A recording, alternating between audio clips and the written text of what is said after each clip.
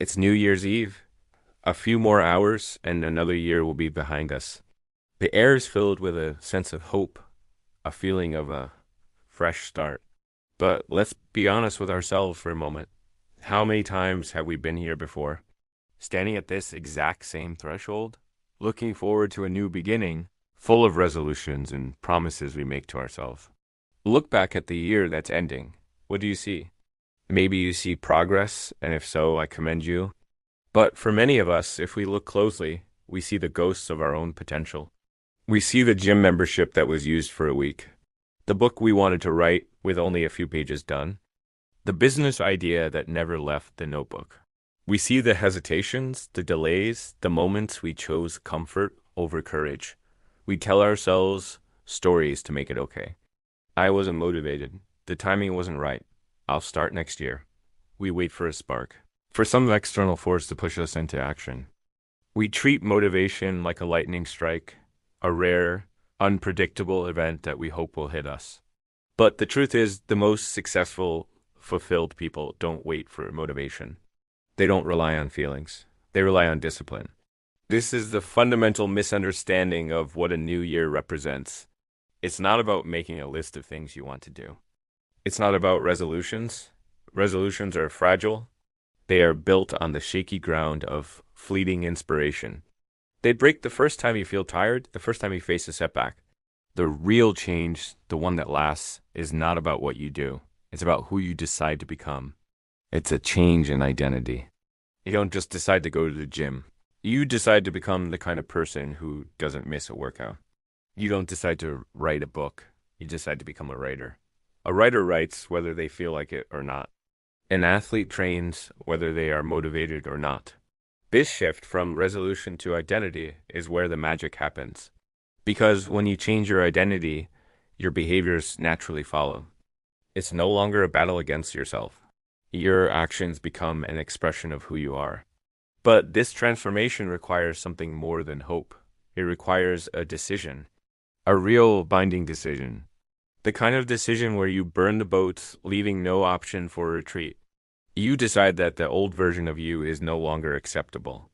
The excuse is the procrastination. Settling for less, that person's time is up. And this decision is powered by discipline. Discipline is not punishment. It is your greatest ally. It is the bridge between your goals and your accomplishments. It's doing what you know you need to do, long after the mood you set it in has left. Discipline is choosing what you want most over what you want now. Think about it. That immediate gratification of hitting the snooze button, of scrolling on your phone instead of reading, of ordering takeout instead of cooking a healthy meal. It feels good for a moment, but what is the cost? Every time you choose short-term comfort, you are casting a vote for the person you don't want to be. You are reinforcing an identity of mediocrity. Discipline is the act of casting a vote for your future self every single day. Each small, disciplined action is a piece of evidence that proves you are becoming the person you set out to be. It builds self-respect. And when you respect yourself, you start making choices that honor that respect. This path also demands consistency. It's not about one heroic effort. It is not about spending 12 hours in the gym on January 1st and then nothing for a month. It's about showing up when it's boring, when it's difficult, when no one is watching. When the applause has faded, consistency is what turns average efforts into exceptional results. It compounds over time, creating a momentum that becomes unstoppable. And let's be clear, this journey requires sacrifice. You cannot build a new life using the same old habits. You will have to give things up. It might be an hour of sleep. It might be weekend nights out. It might be the validation you get from people who don't understand your vision. You have to be willing to be misunderstood for a while. You have to be willing to walk a path that might feel lonely at times because you are headed somewhere most people are not willing to go. This is why having a long-term vision is so critical. You need to know your why. Why are you doing this? What is the ultimate purpose behind the sacrifice and the discipline? Your vision is your North Star. It's what you will look to on the days you want to quit. It has to be so clear, so compelling that it pulls you forward. It has to be more powerful than the temptation to stay comfortable. So As we stand on the edge of this new year, I want you to forget the word hope. Hope is passive.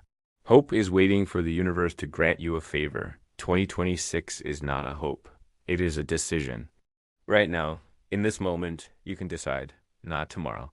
Not when the clock strikes midnight. Now, the person you want to be in 2026 is not born in 2026. That person is born tonight.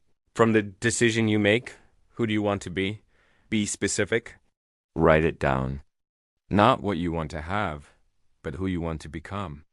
A disciplined person, a resilient person, a creator, a leader, someone who honors their word to themselves. The next 12 months are a blank canvas. Every single day is a brushstroke. You can paint a masterpiece, or you can leave the canvas blank. The choice is yours. Don't let this be just another year of broken promises. Don't wake up next New Year's Eve with the same regrets. The work starts now, not with a grand gesture, but with a small, simple, disciplined action. Go for a walk. Read 10 pages of a book. Write down your plan. Do one thing that your future self will thank you for. This is your moment. Don't hope for a good year. Decide to build one. Make the decision. And start now.